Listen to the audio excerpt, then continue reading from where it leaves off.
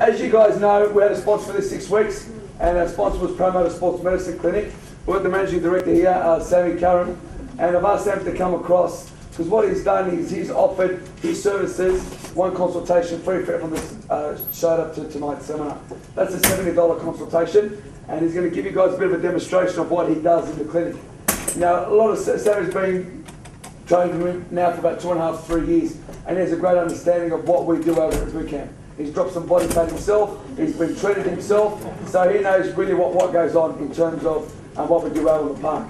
The reason why I've asked Sammy to come out today is I want you guys to get a bit more of an understanding of what goes on inside his clinic, and so you guys can come and see the benefits of seeing Sammy's work. I'm not going to spend too much time explaining what an osteopath does, but in a nutshell, they're involved with a holistic treatment of joints and soft tissue. So there's some manipulation work that goes on with the spine and with the joints, and there's also some soft tissue work.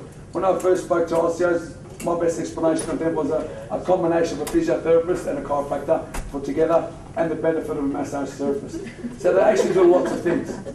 So I'm sure Sammy's going to talk to you about a volunteer, maybe someone who you want to volunteer. I've spoken to Billy already, but I don't know if he's got the... I'm not sure for... Yeah. No, Billy's a good specimen, I think, so we'll get Billy up. Alright. Have a seat. Alright guys, just pay attention to Sam for a couple of minutes. A lot of the muscle soreness, a lot of the hip, the pain in the back, pain in the knees, pain in the ankle. This is the sort of stuff that Sammy does. So I'm going to pass you on to him for a couple of minutes before we get back to the seminar. Alright, g'day guys, nice to meet you. I'm Sammy Curran. I'm an osteopath at the Parramatta Sports Medicine Clinic. Like Ray said, I've been training with Ray for the last probably 2.5 to 3 years. So I'm familiar with a lot of faces here, but it's good to see a lot of new faces as well.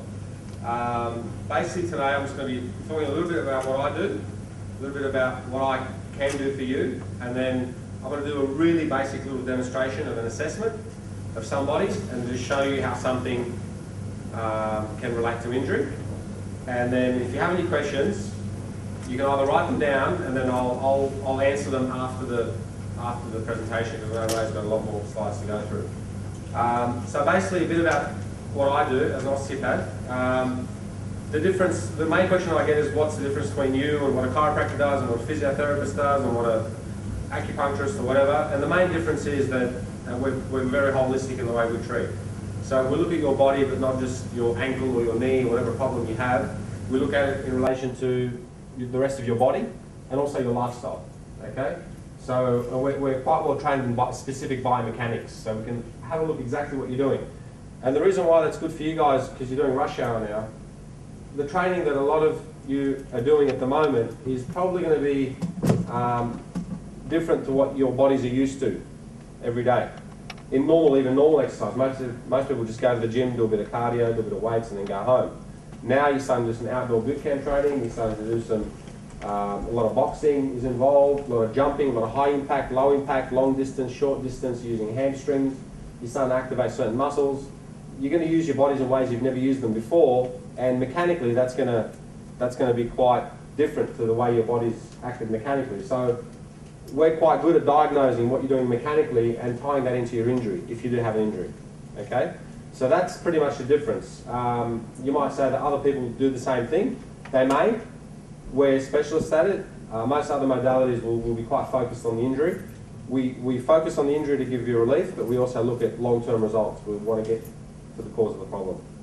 All right, so that's a bit about what I do. Also at the clinic, we have dietitians. You know, you guys, if you're listening tonight and taking a lot of tonight, you won't need much more than what Ray's giving you tonight. It's very, very thorough. We have podiatrists that can look at your feet and how your feet are working and seeing if they're causing any problems. We have psychologists, if anyone needs any psychology. We have massage therapists also, and myself is an osteopath. Okay, so the clinic pretty much can cater for all your health needs. All right, so today I'm going to use Billy as a little example of, we're just going to do a little assessment. There won't be any treatment or anything like that at the moment, just because we're a bit stuck for time. So I'm going to ask Billy to just pretty much just take his shoes and socks off. Sorry guys. And I should have texted him before to tell him to bring a pair of shorts. No, leave your pants What I will get him to do though is once he's taken his socks off, just roll your do the 70s thing, mate, with your jeans. Good man. All right. That's enough. That's enough. That's enough. That's good. Good man. All right. Nice, thanks. Okay, so basically when someone comes into the clinic, what we do is we take a case history. We'll sit down, we'll have a chat to you. We'll ask what your problem is, where you're having pain, what are some of the things that are causing the pain, what you think is causing the pain, some of the aggravating factors, what makes it worse, what makes it better. And we'll talk about also what you do for training, what you do in your lifestyle, what you do at work, what kind of job you do and how that affects you, okay? Once that's taken, we go through a bit of a physical assessment. It'll look something very similar to this, so just over here for me please, Billy. Okay, so first of all, usually Billy's shirt will probably be off. We'll all laugh, mate. We'll all laugh, so leave your shirt on, mate. So basically what I do is just have a look, I'm having a look at symmetries in the body, okay, if one side's even with the other. Okay, we look at things like, we do things like hip drop tests, so just bend your right knee for me, Billy, that's it. And what this basically tells us, it tells us how his lower back moves, okay, and straighten your leg, drop the other hip. Good, so that the one doesn't move as far. Okay, I don't know if you guys noticed that. Drop this one again now. Drops down nicely. Come back. Drop this one. Doesn't go as far. Right? People think, well, geez, what's that? Like, that's not a big deal. I mean, it's only that much of a difference. But when you start doing 800-metre runs, kilometre runs, sprint work, you know, high knees, things like that, they all start having an impact on your hip flexors, on your glutes. Different muscles will start working differently. Over a 6-week period, you'll start to find that your mechanics will start to function differently, simply because of a little bit of a change in the mechanics. Now, we want to look, okay, why has Billy got this, why is he dropping on one side more than the other? So we then want to investigate even more. So I might get Billy to just walk up and down this way, just walk naturally. And basically, we're just looking at the way he walks. Suck it up, mate. So Ray's behind me at the moment, and keep walking, Billy. And basically what I'm seeing at the moment is that when he walks, his left foot goes nice and straight and his right foot comes out like so. Okay, so he's walking with a straight left foot and he's walking with his right foot a bit outwards. That's not actually his foot, that's more his hip. Okay, so what's happening there is actually allowing for his leg to turn out because one leg is acting as if it's longer than the other. Yeah, so one leg is dropped down to the floor, his right can't bend as far. The other leg acts like it's a little bit longer, so he's got to turn it out and then drop that down. That's why it's running that way. So that's kind of what I'm thinking at the moment. So you might have one leg longer than the other. Lay down onto your back for me, Billy. Did you know this, Billy? Bend your knees up together. So if we look at Billy here, has he got one leg longer than the other? Yeah. Okay. Bloody deformed, mate. All right. Who trained? Who's anyone here that Billy trained? Oh, you can take the mickey out of him now. You can have a crack now. Call him long leg. Yeah, bend your knees up. Yeah. Welcome to the race.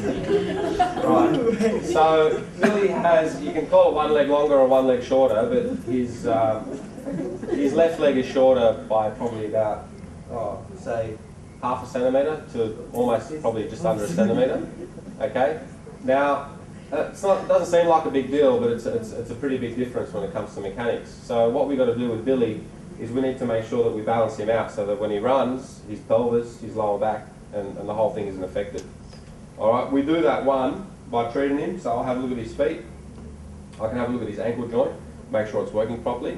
We have a look at his hip because I showed you before that his hip actually turns outwards to compensate. So then I'll work on the hip, I'll make sure that we can kind of turn it back inwards a little bit. We'll make sure the muscles that turn the hip outwards aren't overactive. Okay? And then what we need to do with Billy, and what I've already done with Billy is actually we put a little orthotic in his shoe, okay, to lift him up by about half a centimetre. Now we don't lift him up all the way, because if we lift him up all the way, then summertime comes along and he goes to the beach and he wants to wear thongs, he's going to kind of drop right back down again. And the body, it just confuses the central nervous system. And it'll start walking in the circle. Yeah. it'll cause re-injury, okay? So we've got to be quite careful on how we do it. We've done that with Billy, and hopefully he's wearing them right now. He's wearing very bad shoes at the moment. That's okay. So these are what we've made for Billy, and if you have a look, one will be slightly thicker from the back than the other one, yeah? There'll be a little lift on there, okay? So in addition to correcting his arch from here, we've also put a little lift on one of them, on this one here, okay? So if we look there, okay, we've corrected his arches on the inside and we've also raised one of them up. Alright, so now when he walks, he doesn't walk in a circle like Ray was saying. Alright, but just from experience, like I treated Billy, I got a hold of Billy probably about 2 years ago. Okay, and Billy's first time when he first started training with Ray, he was in a bit of pain. I think he started training for about, was it 2 or 3 weeks, Ray, and then he started getting pain down the legs and he had really tight muscles. It was just soft, and it was just well, soft. yeah, it did stop him from training, and once we sorted that all out, it's leveled out, and he's kind of taken off ever since. So, and I don't think anything's really hurt, has it? Yeah. All right. So it's just a little example, and we see this a lot. Short legs and things like that are quite common amongst people. Okay, it's not like a freak thing, don't worry. It is quite common. So I've just shown you a little example of today of what we do and how we recognise things and how we pick things up. Okay, you'd probably go through something very similar with me at the clinic if you were to come in. Obviously depending on your problem. Okay, but thanks anyway for giving me the time to come down and have a chat to you. Does anyone have any questions? Put your hands up. Okay. With the questions, whatever you have, write them down now. Okay, write them down on a piece of paper. Because once Ray's finished the talk, I'll come back up and I'll answer all the questions that you have. I just don't want to take up too much of Ray's time because I know he's got a lot of slides to get through. So again, thanks guys. My contact details are with Ray.